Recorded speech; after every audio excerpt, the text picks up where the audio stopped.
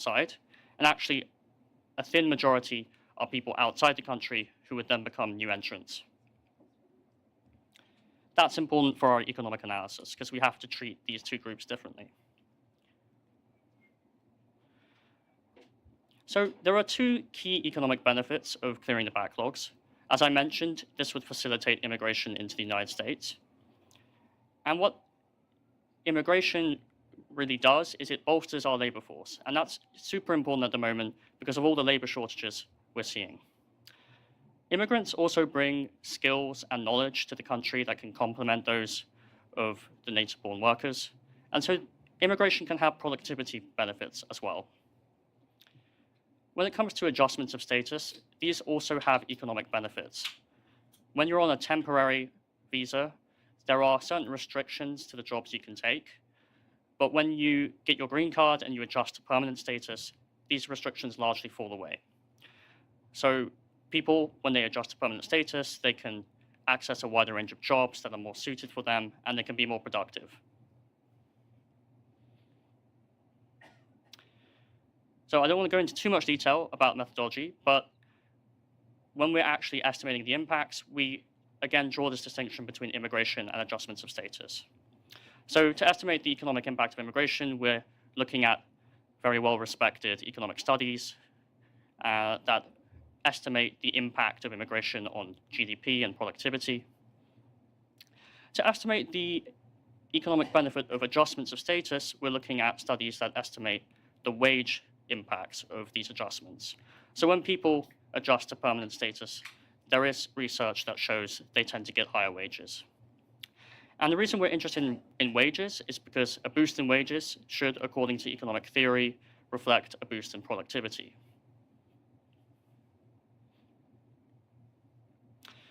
So now the moment you've all been waiting for are preliminary results. So the numbers you see in the table are GDP gains over 10 years from clearing the backlogs. And what you can notice is that the benefits are really significant for both the employment-based and family-based backlogs.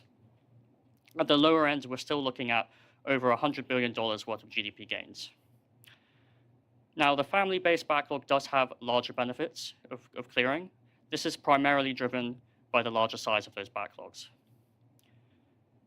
And it's worth noting that further research could more accurately estimate the benefits of clearing the employment-based backlog, because employment-based green cards tend to go to people of higher than average skill levels, and they would likely have greater productivity impacts.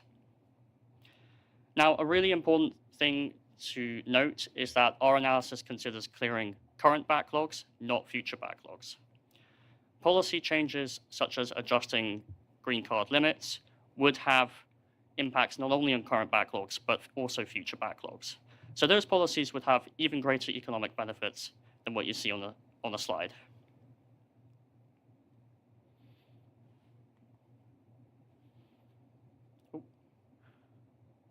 So I want to finish by saying, please look out for our upcoming report, which we plan to publish in early fall. That will go into more detail about the methodology. It will also include some further analysis, for example, estimating the geographic distribution of these economic benefits, estimating the net fiscal impacts, so the impact on the federal and state budget, and it will also include some policy recommendations that follow from the analysis. I want to finish by saying, please do get in touch if you have any questions or comments at immigration@bipartisanpolicy.org. So that's enough from me. I would like to invite our panelists and our moderator, Andrew Craigbaum from Bloomberg Law, to the stage. Feel free to come up. And I just want to say to those online, feel free to pop questions into the chat whilst the panel discussion is going on, and Andrew may ask a few to the panel. Towards the end of the event, there will be an opportunity for people in the room to ask questions using a mic. So, Andrew, over to you. All right, thanks a lot. I've been looking forward to this discussion because, well, immigration gets a lot of headlines, a lot of attention from lawmakers. There's, I think, remarkably little attention given to the challenges in our legal immigration system. And as you'll hear from our panelists, there's a lot of challenges on that front. That's not too surprising when you consider that the last comprehensive immigration reform was in 1990. That was about 6 months, just to give some perspective, before Michael Jordan won his first NBA title, and a year before the collapse of the Soviet Union and the first text message exchange. Um, Now, as you've heard from Jack, we're losing out on significant economic growth in the U.S. as a result of immigration restrictions that have been in place for decades. And our panelists will fill you in on how the immigration barriers are keeping out skilled workers in industries with dire need for foreign talent, preventing family reunification, and even forcing many young people who grew up in the U.S. to leave the country. But there are some reasons for optimism that we'll dig into as well. So I'm going to have some questions to prompt discussion, and we'll be taking some questions from the audience online and in person later on as well. But introduce our panel. We've got joining us to my left, David Beer, the Associate Director of Immigration Studies at the Cato Institute, and previously Senior Policy Advisor at the House Judiciary Subcommittee on Immigration. I've got Martin Kim, Director of Immigration Advocacy at Asian Americans Advancing Justice, where he focuses on a more fair family-based immigration system in particular. Martin was previously Deputy Director of Policy and Legislative Affairs at the New York City Mayor's Office of Immigrant Affairs. And we've got Deep Patel, who's a pharmacist and founder of Improve the Dream, which is a grassroots organization advocating for immigrants known as documented dreamers who grew up in the U.S., but now face the prospect of aging out of the legal immigration system. And then finally, John Basilisi, Vice President of Immigration Policy at the U.S. Chamber of Commerce. John was previously an advisor in Marco Rubio's office, where he was a lead advisor during the Gang of Eight discussions on immigration reform, comprehensive immigration reform back in 2013. So David, I'd like to start with you. There's a common refrain you hear from opponents of immigration relief that folks should just get in line, come the right way, etc. You had a provocatively titled report earlier this summer called "Why Legal Immigration is Nearly Impossible." So can you unpack why that is? What does the system look like for someone who's trying to come to the U.S. legally or even stay here after attending college or grad school? Right, so there's effectively just four options for people who are right now abroad. They're trying to come to the United States. The refugee program, you got 100 million people displaced worldwide. The United States last year took 25,000 refugees. Even if we triple that, I mean, it's basically like winning the lottery. Then we actually have the diversity visa lottery, which is 20 million applicants, 55,000 selected. Again, your odds are really low, and they've been declining over time as the number of applicants has increased. And then you have the family-sponsored system, and that's only for close relatives of legal permanent residents and U.S. citizens. And there, we talked about the backlogs. I mean, the backlogs are just so incredible now that the U.S. Citizenship and Immigration Services, if you petition for your brother, you're from Mexico, you're entitled under our laws to petition for them to receive permanent residence. They just put that in a file. They don't open it. They don't look at it. It's just a number in a spreadsheet somewhere, because they know that backlog is so long that brother of yours will never be able to immigrate legally through the system that Congress created. And then, of course, the last one is employer-sponsored immigration. And we heard about the backlogs again. Half the applicants are from India. The backlog for India is so long that a new applicant is likely to die before they get a green card through that system. Again, we talked about the country caps. That's part of our system where we decide each country only gets a certain amount, and they're 50% of the applicants, but they only get 7% of the green cards unless some would otherwise go unused.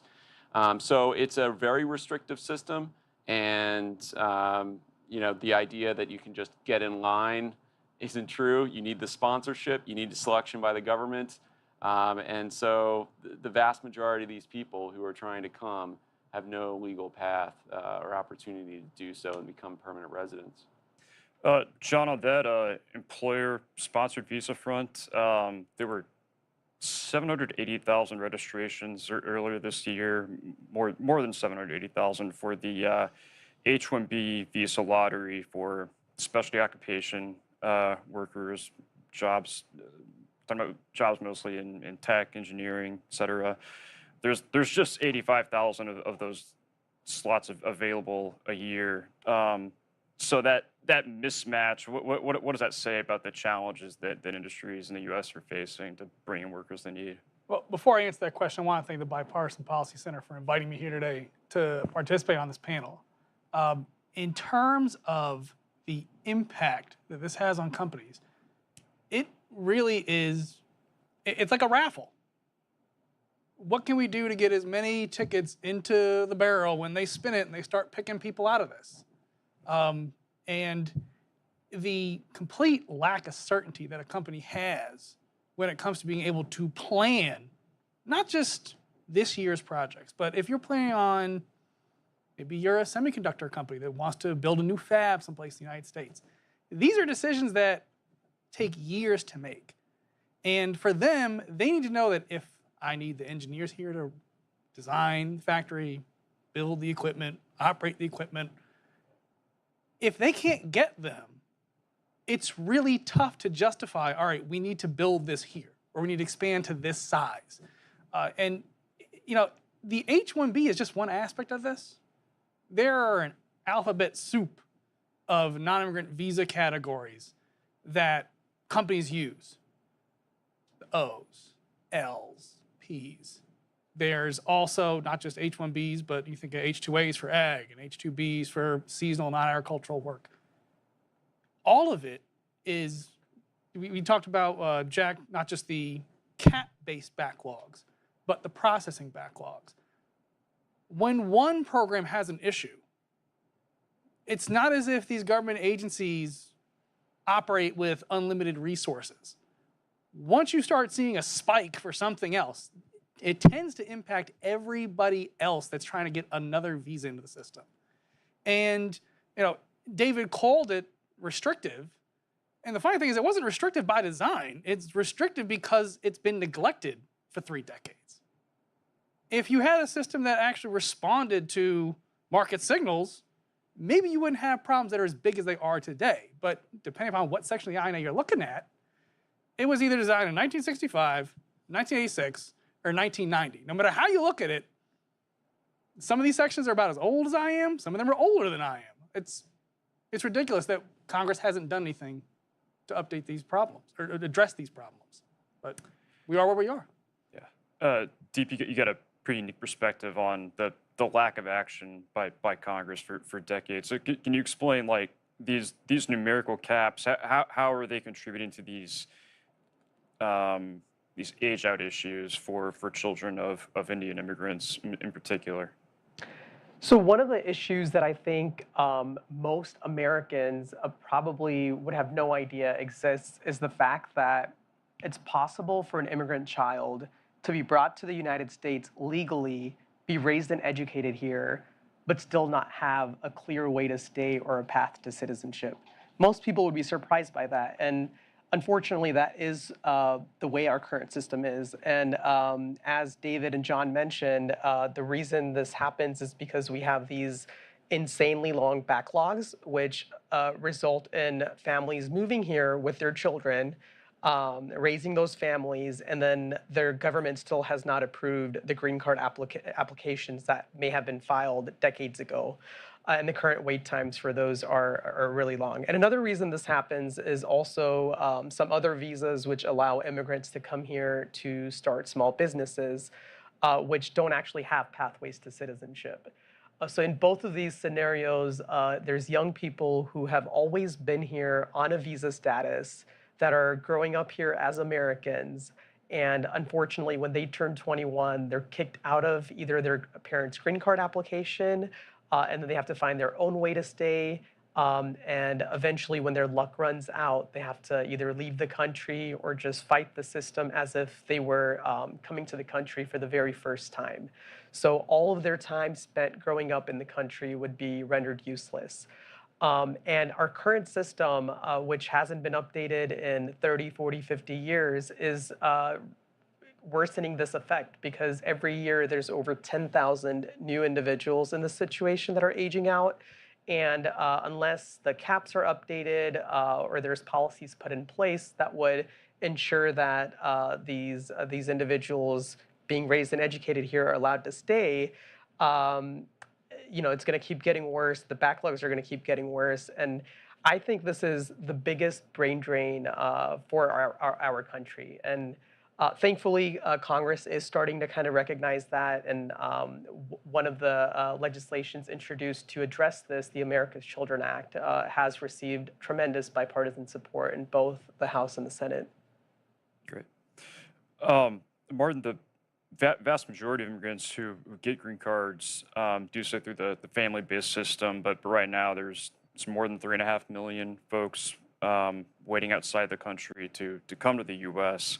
Can you explain how there's varying caps, right, depending on their country of birth, their relationship to the sponsor of the visa?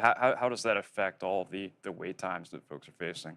Yeah, so thank you for that question. And as some of my other panelists have pointed out, this is an outdated system, right? So in 1990, you have certain levels of family immigration, employment-based immigration that are set. And the way the system works now in terms of the family-based visas in particular is there are certain categories of relatives that are uncapped, that are not subject to any sort of cap. So they're called immediate relatives of US citizens, which includes minor unmarried children, parents of US citizens, spouses of US citizens. There's also exemption for children born to LPRs when they're briefly abroad.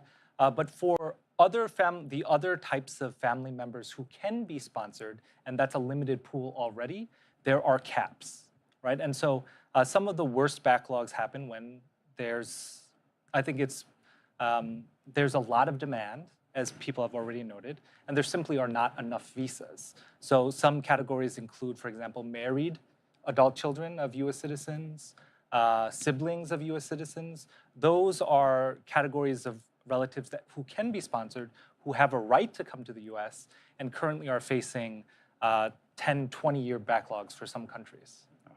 What kind of impact does that have on folks here now? Yeah, so when we work, so as you introduced me, I'm with Asian Americans Advancing Justice.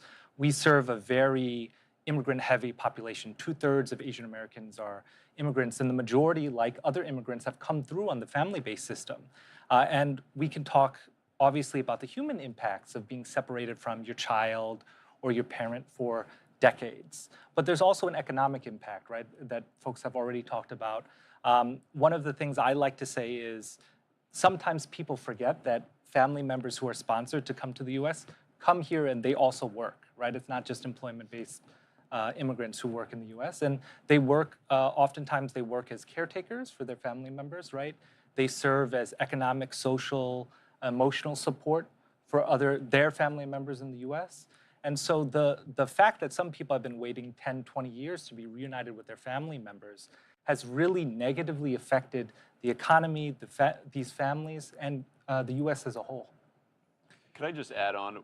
One interesting thing about these different categories, if you look at it, the wait time, if you're an unmarried child of a US citizen who's an adult, your wait time will increase by about double if you get married, because you jump from one category to the next. So there's this huge marriage penalty built into this categorization system that we've created.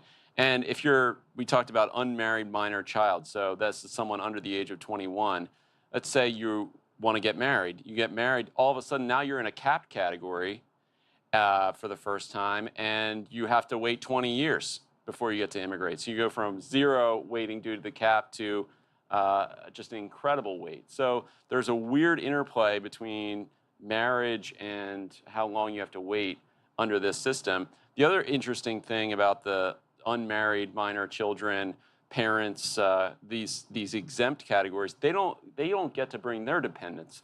So if I sponsor my parent to come, and they've remarried, their spouse has no right to come under our current system. So there's these bizarre interactions between these different categorizations that result in family separation and really a lot of problems, penalties for marriage and so forth. David, when you look at this system that's like has all these Byzantine rules and caps in place, hasn't been updated for decades. So it allows other countries to come in, offer new pathways to permanent residency, citizenship that are just a lot easier to navigate. Canada, most recently, they just launched this program like explicitly targeting H-1B visa holders, offered 10,000 slots with a pathway to permanent residency. Apparently, they were all claimed within 48 hours this week. So, what does that show or illustrate about the challenges these folks are facing? These are the folks who actually like won the H-1B lottery, right? Right. Yeah. So this is even more detrimental. So 10,000 might not seem that big, but that's out of 85,000 slots. So we're losing even more than just the people who would have won the lottery if we had more slots available to them. And yeah, there's great hardships. You're talking about the aging out of their children. If their children have no path to permanent status in the United States, that's a big motivating factor.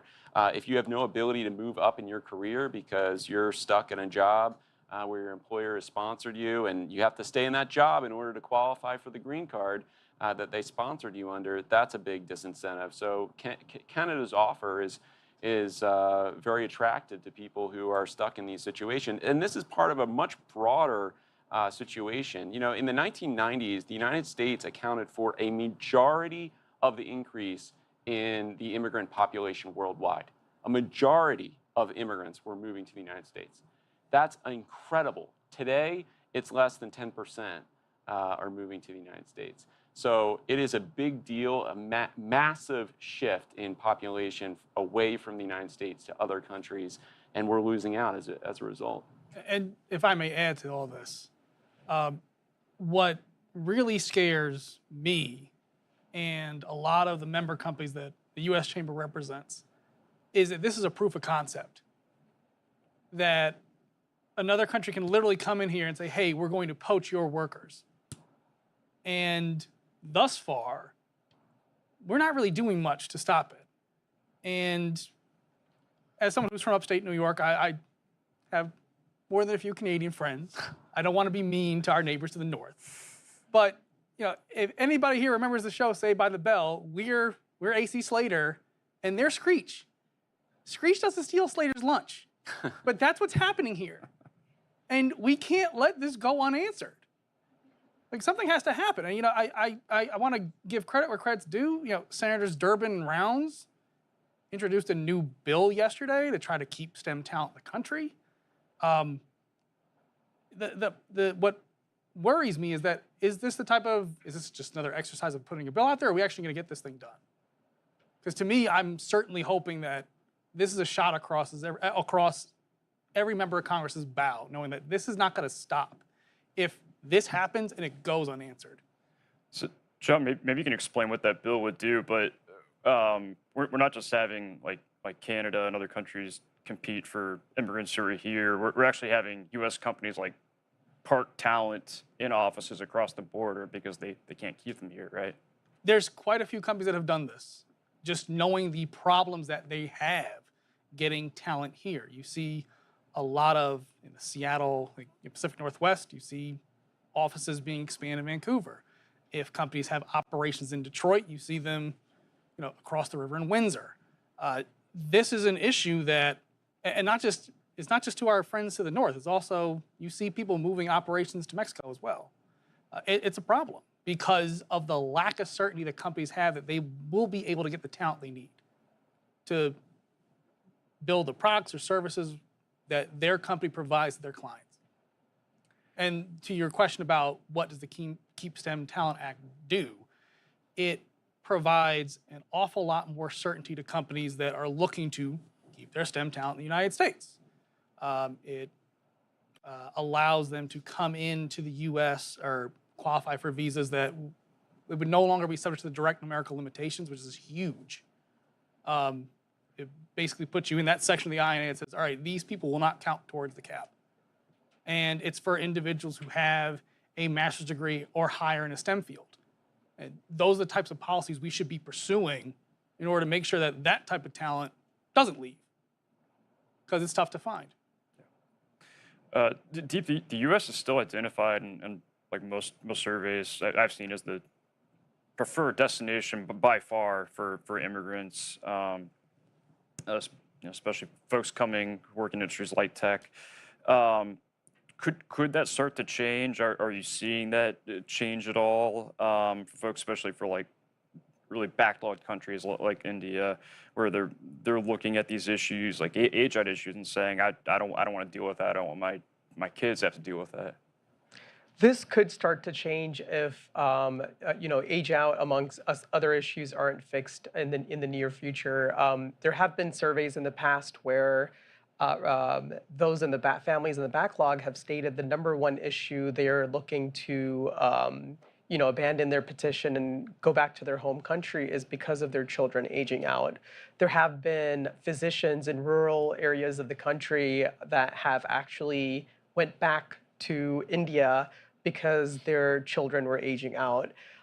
There's another story of a small business owner from Florida whose daughter aged out, and she's actually a nursing graduate in the midst of a pandemic, and she was forced to self-deport after having grown up in the country. It makes no sense, but she had to self-deport back to Europe, and her family closed down their business and went back to Europe as well.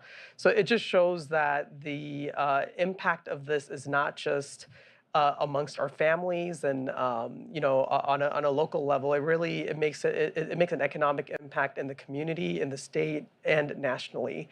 But if those policies aren't changed, this will keep getting worse, and more people will start abandoning their petitions, and other countries, will poach the talent of America. Yeah, Martin, part of the barrier for new immigrants is the cost of applying for a visa, right? And U.S. Citizenship and Immigration Services earlier this year, they put out a proposal that would hike fees across the board. Employers would take the biggest hit, but can you talk about how fee increases make it harder for folks to bring their relatives to the U.S.? Yeah, I mean, this is something we've worked on as an organization quite a bit, making the immigration system more affordable, both in terms of for folks outside the U.S. looking to come to the country, as well as for those looking to naturalize, because we know naturalization comes with a lot of benefits, not just for individuals, not just for their families, but also for the economy and for the country as a whole. When it comes to those fee increases, we were pleased to see, I mean, as you may know, in the previous administration, there was another attempt to raise fees, and it looked very different from this most recent fee proposal. We are still concerned that it will make immigrating less attractive. It will make it harder for folks to immigrate, and also, for many of the applications involved, fee waivers are not available, right, for low-income individuals. So in essence, the higher the fees get, the more likely we are to discourage people who might come here and make a life for themselves, right, but who are discouraged by the necessary fees, right? I was actually just talking on my way over here from the airport with someone who is engaged, wants to get married, and was like telling me about the fees involved, right? As this is someone who's a U.S. citizen already, right? Who wants to bring their fiance over. And someone who, you know, is making a living, not someone who's depending on state resources, for example. All right. And John, this new fee structure that's put out by USCIS, it's also kind of putting employers on the hook for paying for asylum costs. A whole slew of things. And I will be brief and say that the anger that I heard from our members was just palpable on every call that I had once that proposal came out. I'd be remiss if I didn't say that I do believe USCIS is rethinking its approach. It'll be very interesting to see what the final rule looks like, because it would be just another, you know, notch on the side of saying, oh, well, this is another disincentive to trying to bring talent to the U.S. And to just add on to that, actually, one of the problems, of course, is that USCIS is primarily a fee-funded agency, right? So oftentimes that is their rationale for raising fees. They're like, we need to meet costs. There's an influx of applications, et cetera, et cetera. One of the things we have raised, you know, as advocates is the possibility, perhaps, of allocating additional funding to USCIS, and that has happened before, including, I believe, on the employment-based side for processing, and that's had fairly positive results. So that's something I think is worth looking at, and I know that it's something we've raised with USCIS before as well. Sure. David, so even though there's been a lot of, we've seen inaction from Congress, but there's been a lot happening still in the illegal immigration system. The Biden administration, CBS News reported this week, they brought in more than 500,000 new immigrants the past two years through parole authority, which allows the government to admit people without visas and then seek some kind of longer-term status. And meanwhile, we're seeing new arrivals at the Mexican border decline. So, you know, do you see a link there, and what kind of model does the parole authority offer for further expansions to the legal system? Well, I think what they've done is, you know, take a really terrible situation, which is all these people showing up at the border, total chaos, and replace it with a Band-Aid, which is temporary authorization to travel to the United States if you have a sponsor in the country legally who can financially support you if need be. And so that's a much better situation than having people just show up randomly at the border and cross the border illegally. So the programs have been effective, and I think they are pioneering a model for how we can look at immigration reform, certainly in response to these immigration crises going forward. Unfortunately, they don't have the authority to create permanent status for these people. You know, they would have to apply for asylum, and that is an extremely narrow pathway. You have to prove, have a very high standard for demonstrating that you face persecution based on a protected grounds. So many of these people, parole status is all they're going to get. And it's 2 years.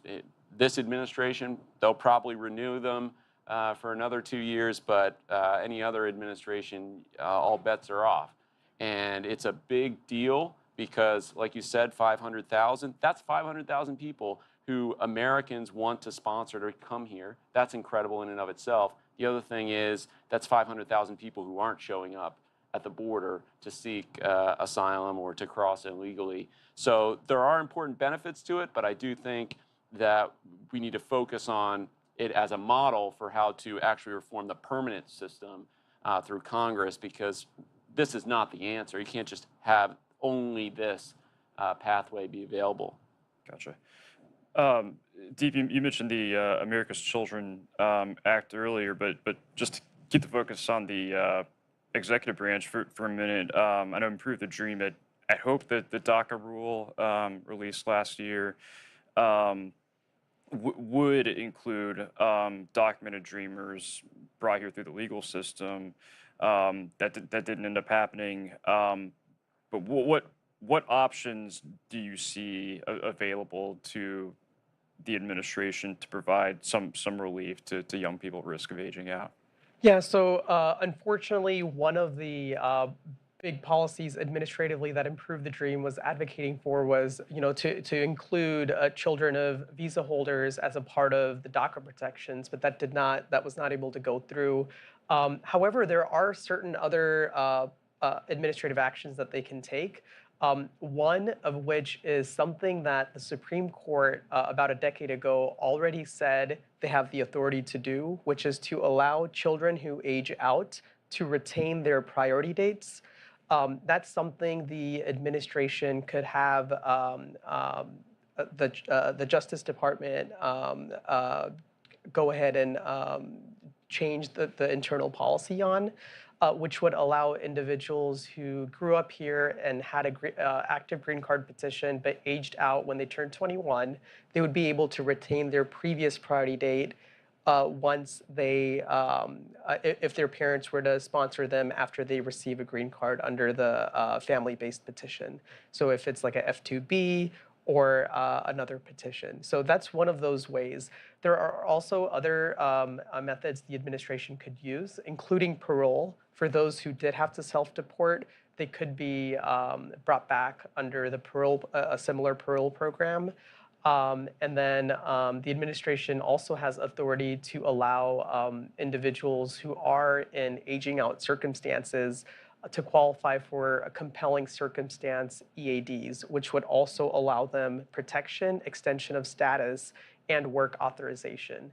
And this can be done by defining aging out as a compelling circumstance, which they already have authority to do, and they actually have a regulation in the works of doing something similar. So the hope would be that the administration uses, as much of their authority as they can to make that regulation as broad as possible to provide the best protection. John, the Biden administration this year, they maxed out the number of temporary work visas available for seasonal jobs like hospitality, landscaping. That was a big ask from the business community. So we're talking about double the number of visas available under the statutory cap set by Congress. Now there's some businesses calling for state-sponsored visas, a state-sponsored visa program to fill other job openings. I know the chamber wants to see a returning worker exemption passed. Can you talk about what tools may be available to the administration that haven't been used, and what you're hoping to see on that front? Well, Congress.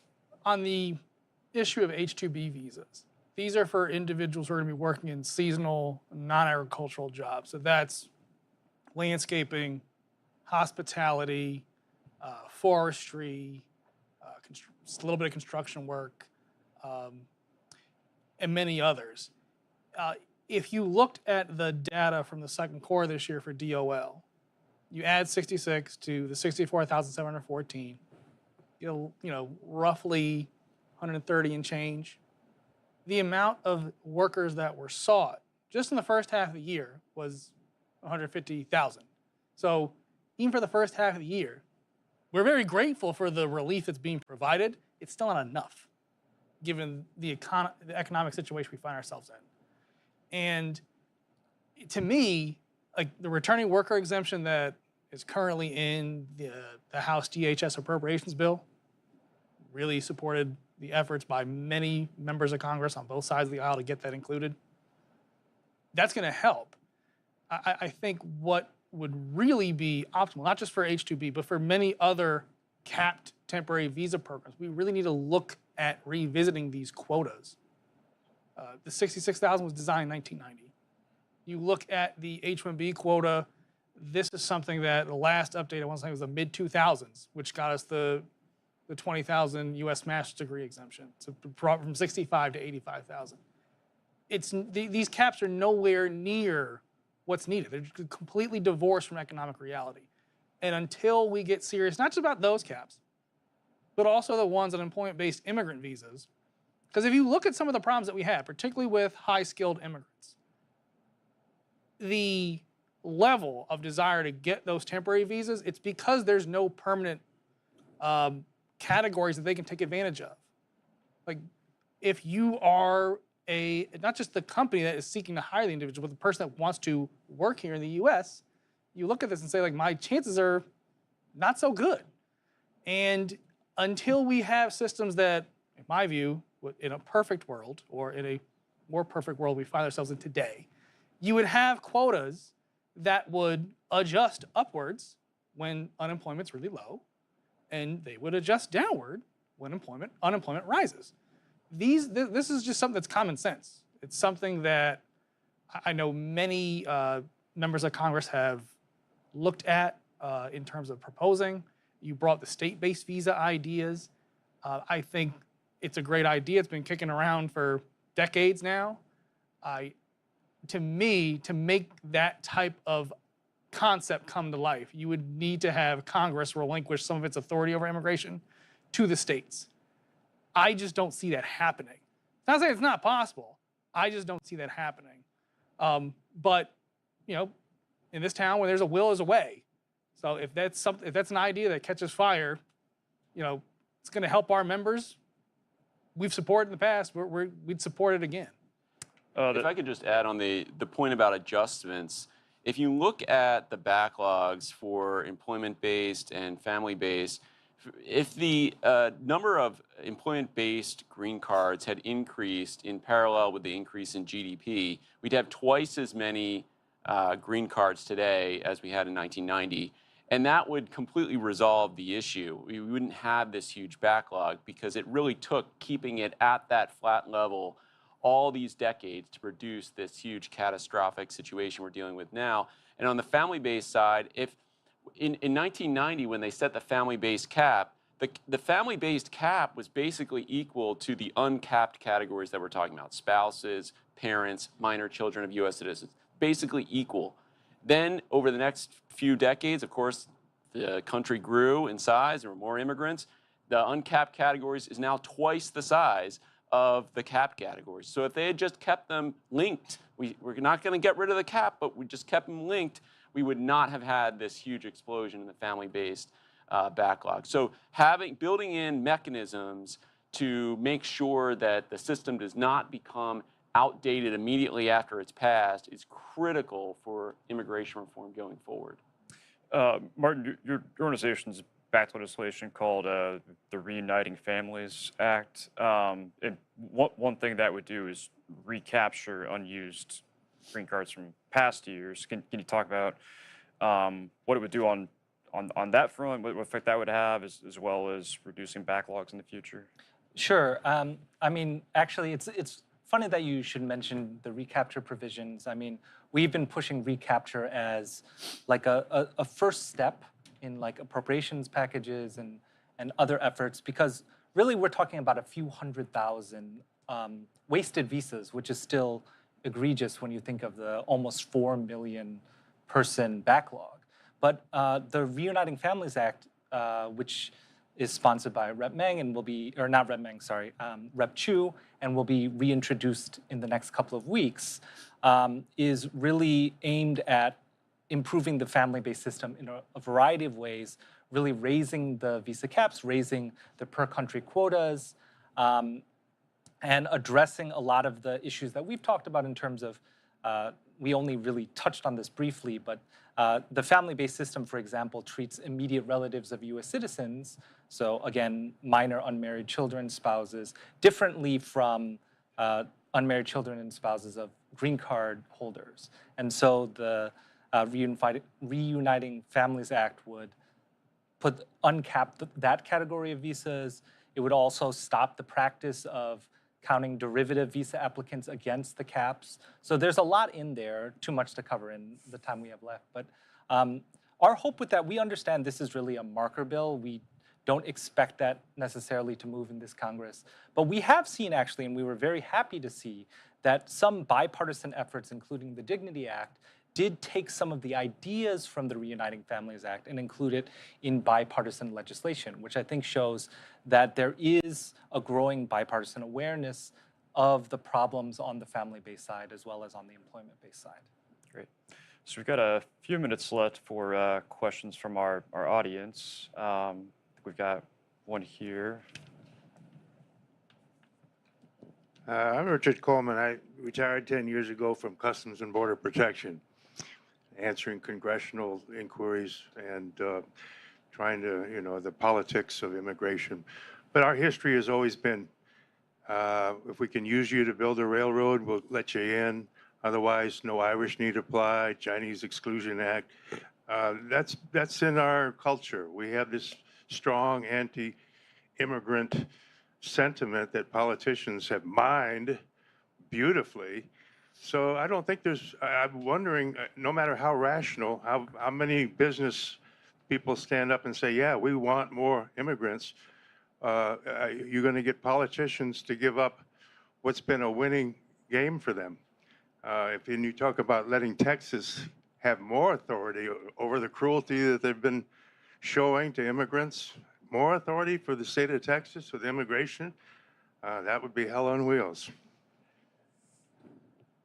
David, you want to start? Look, I think most Americans' biggest concern on immigration is the chaos at the border. They don't like to see the illegality. They don't like to see, big encampments of refugees at the border. They don't like those chaotic elements. And I think having a legal immigration system that allows people to enter legally and in an orderly way removes a lot of their concerns about immigration. Also, having a legal, orderly pathway resolves other concerns too, like they'll line up housing before they show up. That, if you show up at the border and you don't know whether you're going to get in, you can't do that. So a lot of the things that people are most concerned about when it comes to immigration could be resolved through legal immigration reform. I do agree it is a kind of a catch-22. You got to have the reform to make people realize that it works. Unfortunately, I guess, the administration has taken the first step and show proof of concept. Hey, look, we can reduce the number of illegal crossings by a lot by just having a legal pathway for people. I mean, one thing I'll note too is that I hear you on the history, right? Like from my perspective at an Asian American org, we often talk about the Chinese Exclusion Act, right? The explicit targeting of specific populations. But it's also worth noting there is kind of push and pull. And one of the ways I think it's useful to think about this issue is if you look at the last administration and some of the backlash against the harshest policies implemented by that administration, like separation of families and children, right? You see, I think, a general, there's at least some consensus, right, about America as a country of immigrants, American values when it comes to the treatment of immigrants. And yes, there are anti-immigrant voices, but I think there's still room to push some of these policies, and we've seen a lot of bipartisan efforts to do so. I think when Americans understand how our immigration system really functions right now, the bipartisan support does come. There's several bills in Congress right now where if they were brought to the floor, they would pass quite easily. And I think we need an effort, a bipartisan effort, if they were brought to the floor. So Why are they not brought to the floor? It's a winning chaos at the border is a political winner. Who's going to give it up? I think there needs to be a strong bipartisan push to, and I think that's what we need to work on over the next year. But there needs to be a push to do that. I agree.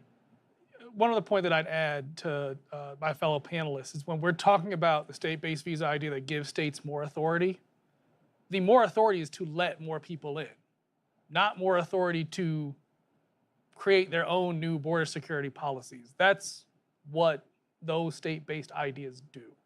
At least the bills that I know, the ones that I worked on, I wasn't here in DC when Sam Brownback first started this, but when Ron Johnson proposed this 6 years ago now, this was something, his goal was to let more people in because the economy was heating up. As you can imagine, in Wisconsin, the Dells during the summertime, it's tough. Dairies are always struggling to find people. It's not a silly idea to give a state that says, hey, I want more people to come in here. All right, if your state businesses need them, great. We'll find a way to get them in here. That's what that proposal would do. In terms of the political calculations that get made, it's one thing for the chaos at the border being a political winner for a lot of folks when unemployment's 10% or 8%. We're now hovering around 3.5%.